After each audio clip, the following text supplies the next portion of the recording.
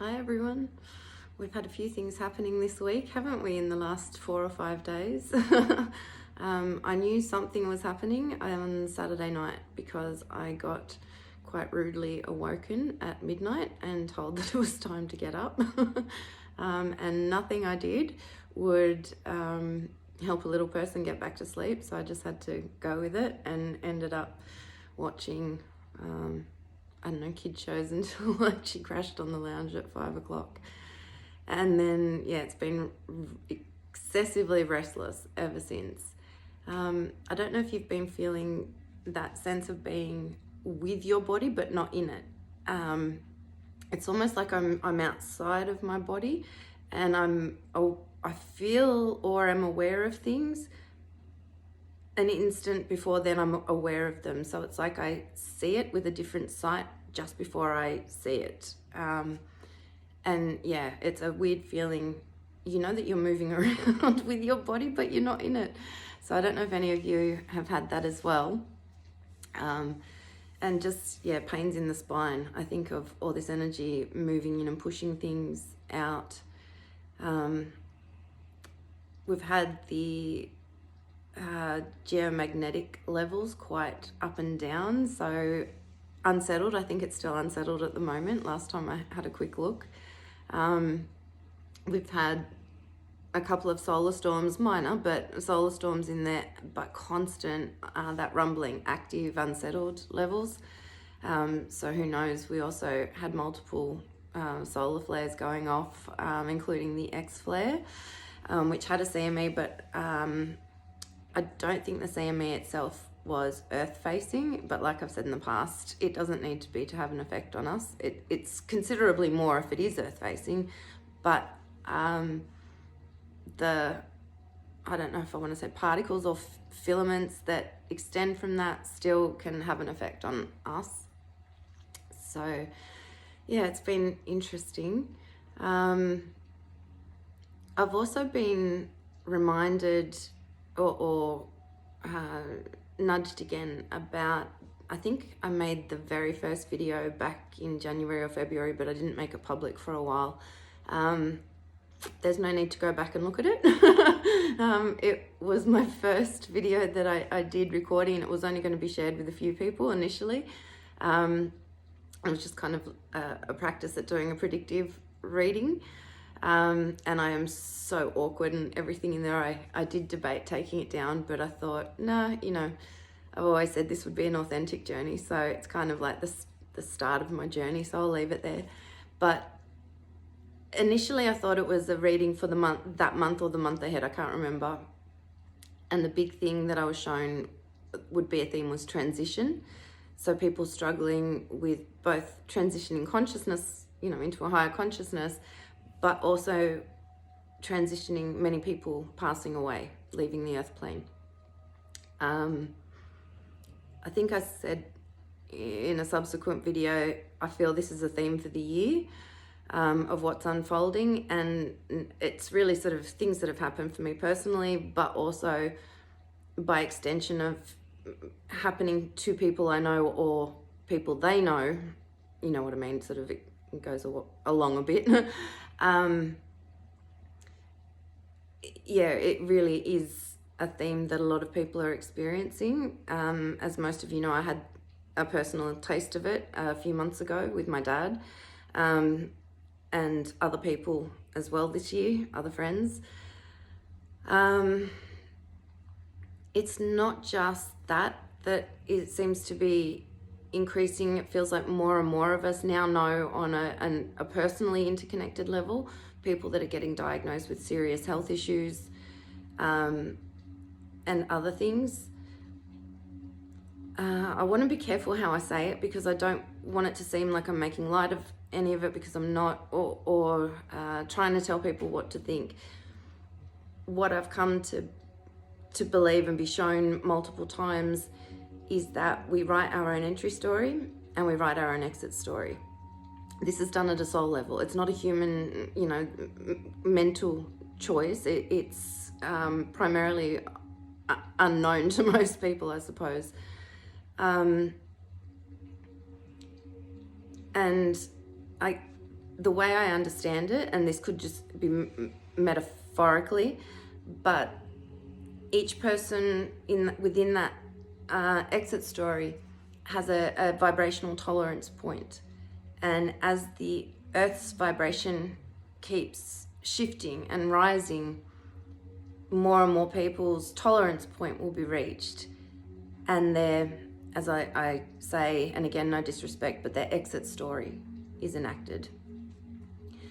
For me, understanding that helps process the loss of someone or the human experience a bit easier. It definitely doesn't take it away, but I don't think it's meant to. That's part of the other message that I keep getting, is that feel everything. We try and avoid what doesn't feel good, natural, but or what people have taught us, don't feel that, don't stay in that, that's being negative. It's not. When you allow yourself to feel, you're honoring what it is that's happening within you, which is simply energy shifting and moving. The analogy that I've used before is water coming into a dirty gravy cup and pushing things out. It's stirring it up again. It was all settled, now it's stirring, and it's with that stirring that you start to become aware of it again. You weren't before because it was all pushed to the sides or the bottom or wherever. It wasn't moving, so you're not aware of it. Emotions are energy in motion, so energy moving through us. That's when we're aware of them. So there's a difference between honoring what you're feeling and allowing it to be, and getting stuck in a story that goes with it. I know this firsthand. The mind is very quick to jump in and say, oh, you're feeling like this because, and then we attach to that. And the more we attach to what the mind's saying, the more emotionally charged we become. And before we know it, we end up in this very heightened state. When we can break it down and just make it really simple, this is energy that is now seeking to move through me. It doesn't want to stay in me. I don't want it to stay in me. So how can we work together to allow this to be a more graceful experience? And I'm not saying it's easy, and I've said it before, feeling things, allowing yourself to feel emotion takes a lot of strength, more strength than the people that suppress it and choose to compartmentalize it, because eventually it's going to come up, and it's going to come up in a way that's really overwhelming and not ideal. It never gets rid of it forever. It just simply, it's it's like clogging a drain. The more you push down there, eventually, it's just all going to explode. So if it helps, when you're feeling something and you're feeling it intensely, break it down. This is energy moving through me. That's all it is. Breathe, move, whatever helps you move it. You're not trying to change it. You're just trying to go, okay, what's going to help you move out easier? Is it if I move my body? Is it if I sit quietly and just breathe? Is it, if I start creating something? What works for you? It's going to be individual, and it's probably going to change with each experience. The same thing is probably not going to work every time. That's why you need to just almost like have a toolbox of what you can dip into at any time and pull out something that's going to work for you in that moment. We came here to feel everything. That's part of the human experience. That's why we have an emotional body that operates the way it does. It's different in different levels of existence or experience. It's more integrated. It's not experienced the way we do here. So rather than criticize or judge it, embrace it. Feel everything, but attached to none of it. Not even the really good stuff, because you know what? I keep waiting, and not now so much, but in the past I kept waiting for this point where everything just was good and it stayed good. Nothing changed. Everything just went along.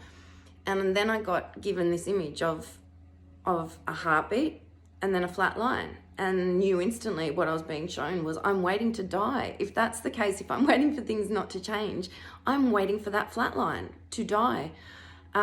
Because life in its representation in the heartbeat is constantly full of ups and downs.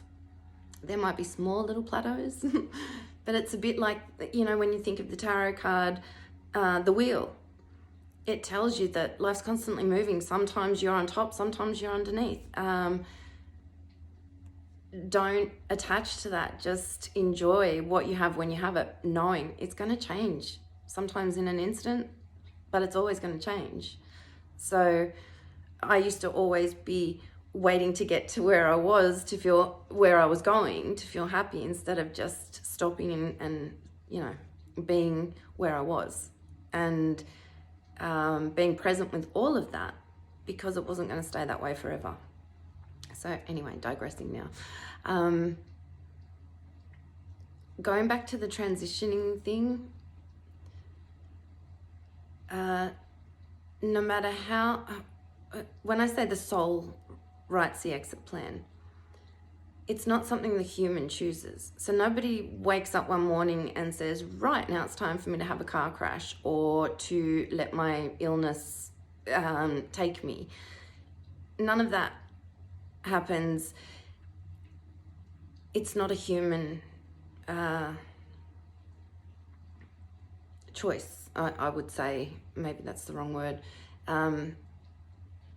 So when we see things happening, people leaving, no matter how traumatic it seems, no matter how much the human mind goes, why would anyone choose this?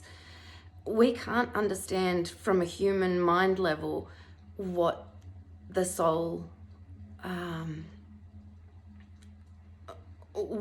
is, and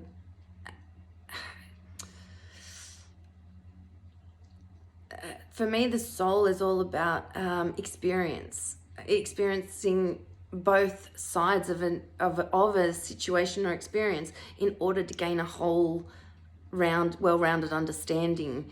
The soul is that part of us that seeks to learn, to expand itself, and return to that part of us that is more unchanging, I suppose. And bring that knowledge back so that that part of us expands through the experiences of its extensions. Probably not the best way to say it. So what I'm trying to say is, please don't feel guilt or it's okay. Grief, I feel, is a very valid emotion. To me, grief only comes when there's love. You don't feel grief for something that you don't care about. So when you feel deep grief, just remember it's a sign of the deep love that exists there. And that will never change. The grief will eventually lessen, and you start to find a new normal. But yeah, the love, it never goes away. I think it only increases, to be honest. So anyway, that's all I want to say. I hope you're all doing really well. It'll be interesting to see how the next few days plays out, because the energy still feels like it's doing something. Take care of yourselves, and I look forward to speaking with you soon. Big heart hugs, and bye.